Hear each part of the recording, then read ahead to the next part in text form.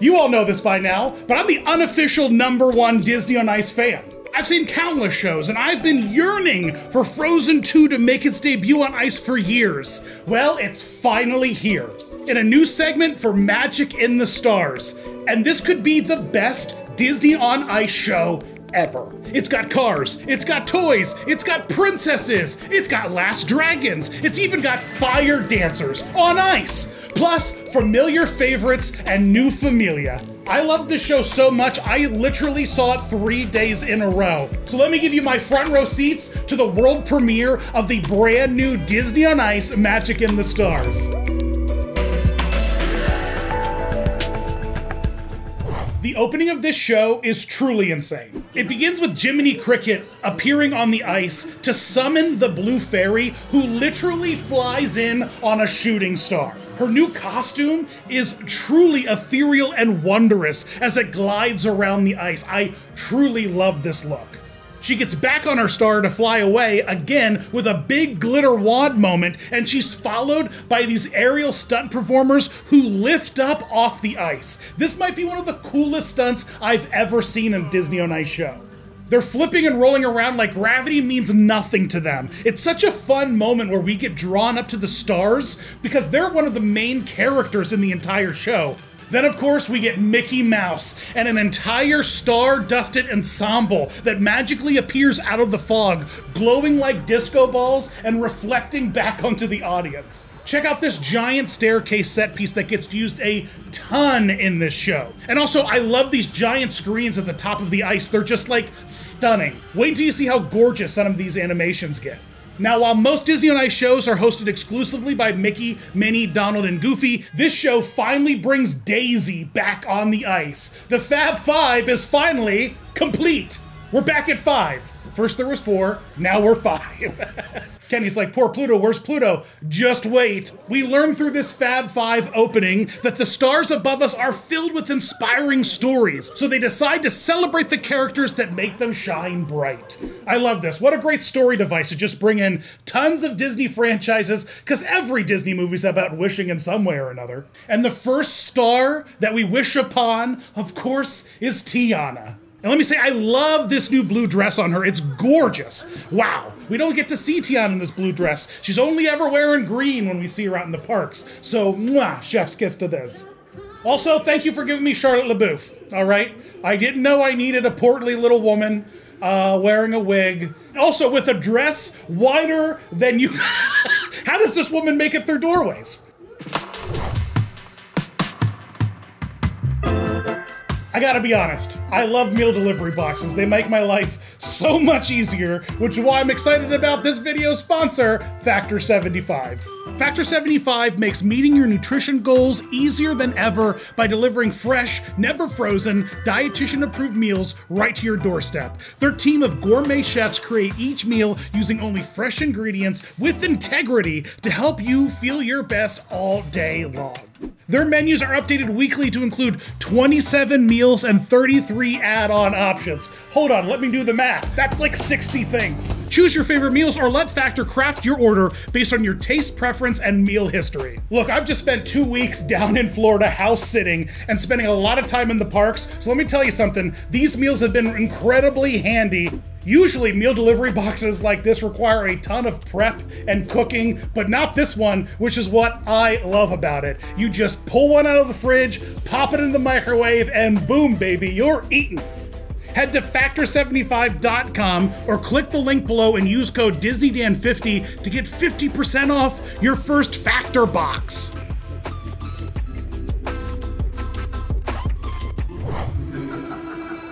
Then Jafar sneaks in, and we get this whole Cave of Wonder moment with the sky full of red stars. It's very spooky.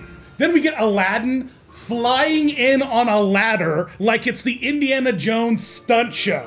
Fun fact, the last Disney on Ice show we saw was Into the Magic, which this show replaced. And if you remember, Into the Magic featured a whole Aladdin number with like 40 genie costumes. So the new show repurposed this whole army of genie costumes into a fun ice skating's export segment. I love it. Check out all these skate stunts. The crowd loves ramp jumps. I don't know, we just all screamed every time it happened. And then after that, all the stunt skaters did breakdancing on the ice. Okay. A shout out to this segment's magic carpet costume. I gotta give it to you. A lot of your choreography is just laying prone on your back. So I mean, like, it's a masterclass in rug work. The second time I saw the show, I caught on the magic carpet these two glowing things on their hands. It's essentially these light up things on the corners of the magic carpet's costume are the sensors that the new spotlights that are completely operatorless, they're robotic spotlights, and they use these glowing little tokens on the performer's hands to track. It's really cool new technology, and I caught it. I was like, why is the magic carpet glowing in this scene? And it turns out so the spotlight robots can see it. There's also a really fun costume transition where Street Rat Aladdin turns into Prince Ali Aladdin, and I love a magic costume change on ice. You know that. Everyone loves a fun costume transition. Jasmine pops in on that staircase set piece and we get a super fun whole new world segment. And this is the moment in the show where I gotta say, I finally understood how beautiful ice skating was. Because there's that lyric in the song, it's like a shooting star, right? And at that moment, Aladdin lifts Jasmine up into the air, and I was like, oh my god, she is like the shooting star. I had this transcendent moment about lyrical choreography. I don't even know what was happening to me, but I liked it. Then Zurg appears, the evil Emperor Zurg, in a very cool like 3D like planet explosion animation that they had on these gorgeous screens. And of course, since Zurg's here, you know what's next. Buzz Lightyear comes zooming in with his BFFs Woody, Jessie, an inflatable pig, and an inflatable dinosaur. I gotta say something. I love inflatable Rex costumes and these ham costumes. There's just one man on his hands and feet in that pig costume just skating his heart out. God bless him. This was a really cool segment of the show because Zurg begins to attack the audience with his ball blaster, and then a whole swarm of bright yellow balls fall from the sky as Zurg is pelting us, and the audience begins bouncing them all around because he's attacking us. It's this fun like beach ball audience moment. And then to defeat Zurg, Buzz Lightyear calls upon all of us to summon our personal lighting devices in order to blind Zurg. So everyone in the crowd, from kids with their light-up wands to adults with their phone flashlights, begin shining it at the Zurg animation on the screen. Then we all begin to shake our phones, and Zurg gets blinded and falls off a cliff. Who knew that the light-up butterfly I bought earlier could become a weapon? The finale of Act 1 takes us through a whole medley of princesses who have wished big, and let me tell you something, this is an absolute showstopper. Literally, there's an intermission after it. Cinderella and her evil stepfamily rip her handmade pink dress to pieces in the first of two really fun dress transformations. But let me just say for a moment that the stepsisters and stepmother have these face prosthetics that if you're sitting in the front rows, your kids are gonna leave with a little bit of trauma. I spoke to the director and he's like, well, they are intended to evoke emotion, and evoke emotion they do. The fairy godmother swings in with a bit of bibbity bobbity boo to give us the second dress transformation into that iconic blue ball gown. Then after Belle, Human Beast, Snow White, Rapunzel and Flynn, along with the gorgeous use of stars mimicking the lanterns, we finally get Raya, making her Disney on Ice debut. She closes Act 1 with a set of mind-blowing aerial feats and back-bending ice skating acrobatics. I was very wowed. Maximum wow factor. The princesses then all return to the ice for a magnificent finale in which 3 of them lift to the sky on shooting stars to spin. My gosh, it's beautiful. This is like such an incredible bop of a song. I love this finale. The crowd went wild. If you're wondering where I've been getting some of these super fun facts, it's because I had the amazing opportunity to speak with the director of the show and ask him what's so great about it. What are you most proud of about this show? I like the message. The message is celebrating everyone's individual stories, all the brightest stars in the Disney universe, but taking a moment to celebrate yourself and your own story. We're all stars, and we get to celebrate it here at Disney on Ice. What is your favorite star of the whole show? Ooh, okay, so we uncover the brightest stars in the Disney universe and the stories behind them, but my favorite star is actually the first one you see in the show, and it's Princess Tiana. I love her because she reminds us all that you can't just wish on a star, but you have to put in the work. You have to put in the work, This yes! show is a representation of that for me. This was a lot of work, but I got to work with amazing, incredible people, an amazing creative team. Yes. The cast, the backstage technicians, the staff, unmatched. And that's why this show is elevated. Not just all the people working hard here to produce the show and put on the show, but the people who made the show, like Tiana's blue dress, Yes. which I was so excited to see. Isn't it so pretty? How much input do you have on the costuming? I work with a really amazing costume designer, Donna Oak, and she really guides me in a lot of ways. Her and her team have outdone themselves, of course, all of our partners at Disney. So we have a blast making sure that our costumes work best for our skaters and talent so they can do amazing things. And they can. They really can. And it's all the same level of excellence you find at the parks. Like I say to people that, if your kids like parades, at Disney World, Disney on Ice is an hour and a half long onslaught of magic. Oh, yeah. You know what I mean? With time to pee and get cotton candy. And more rhinestones. Rhinestones everywhere. Because you can't have a show about the stars without more sparkle. Just a quick update on all of the fun merch.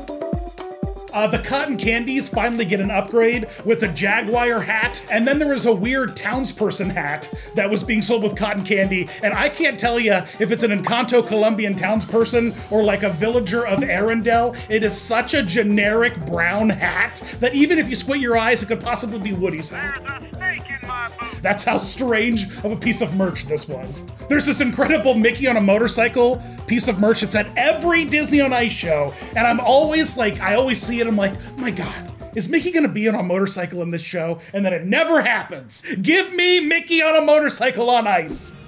After the opening mirror ensemble skates back at the ice for the top of Act 2, we get a whole segment featuring things that I was always led to believe should stay off frozen lakes: cars. They're all the same car energy we've had at Disneyland or previous on ice shows. It's cool to see them. There's a great fart joke in the segment with big stinky plumes of green farts. So, of course, that gets the Kenny seal of approval. Then we transition to a full Encanto segment, which is an abridged story of the full on-ice production we saw last year. Mirabel gets quickly joined by the whole Madrigal family, and we're off to the races with the whole family Madrigal number. The twerking donkeys return alongside Luisa, which I'm incredibly grateful for. Bless those insane donkeys. The second Encanto song they do is a We Don't Talk About Bruno remix. The crowd loved that. The crowd sang along to that to their heart's content. Like, they were screaming the lyrics. Otherwise, it's the same set of costumes we've seen before, and they're perfectly done. I love Isabella's flower segment returning, her being high in the sky on that swing and then throwing the flowers. It's gorgeous. It's such a beautiful moment. And then the segment rounds out with that bop, Colombia Mi Encanto. Everyone loves that thing now. We're all familia, like in Fast and the Furious.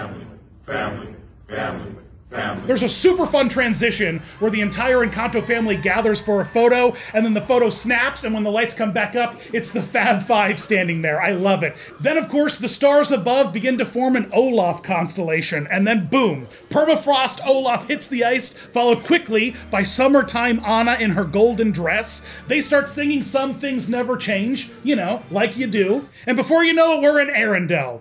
And when I sat front row for the first show, a bunch of citizens of Arendelle sat right in front of me and I couldn't see a thing. Thank goodness I went back and saw it a second time. Kristoff and Sven drop in, and of course they're both wearing their summer outfits to match Anna's. And Elsa makes this moody entrance on top of the staircase set piece. Once again, it returns. She's wearing this new purple royal gown, and I love seeing her in this purple look. It's very, very pretty with that wig. Elsa heads off stage at the end of the number for a record 38-second quick change before she has to make it back to the ice for Into the Unknown in a completely different dress.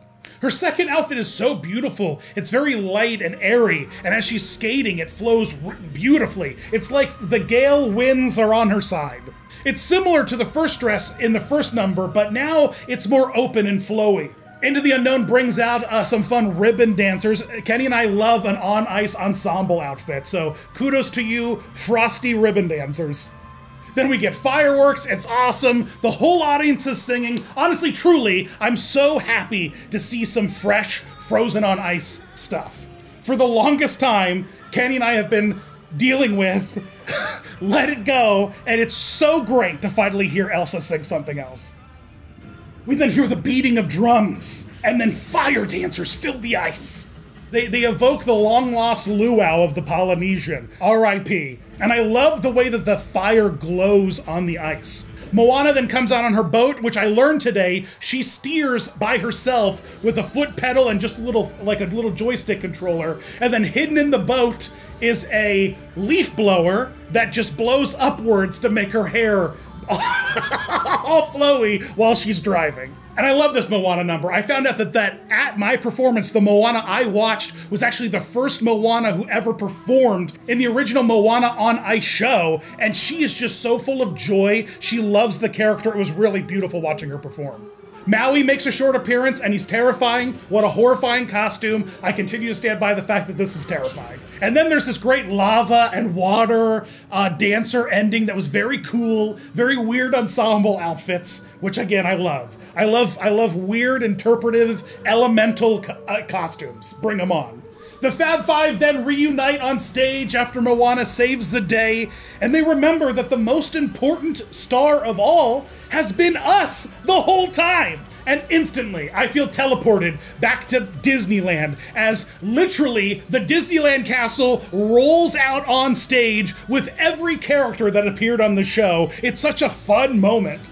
And then, not to be outdone, Tinkerbell literally flies over the castle, spreading glitter everywhere, and then fireworks go off. Pluto comes out, returning to on ice after like a decade of being missing. This is such a joyous finale. Oh my gosh, this might be one of my favorite shows ever. I got so emotional at the finale. It was great.